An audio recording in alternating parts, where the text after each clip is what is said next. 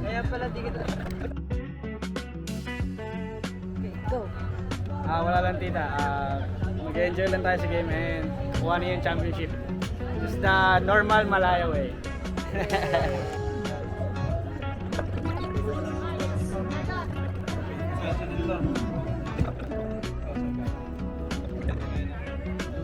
Very PR trained si Coach Carlos. I'm very proud of him.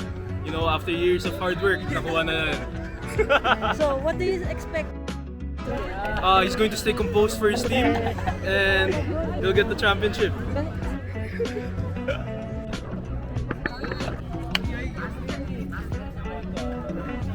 Alam mo, pinapakita yung kalbo mo.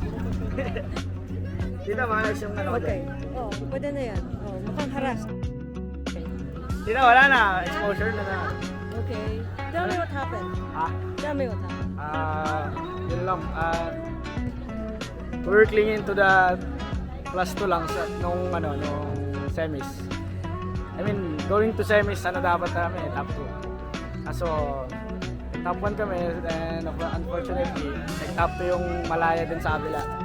So yun, wala, kailangan natin magtrabaho, and then going to finals, wala, puso lang. Yun yung sinabi ko kanina umaga, guys. Manifest, law of attraction. Bye! Shoutout kay Shoutout kay Kuya Ponce De Leon at saka si Cyrus De La Serna.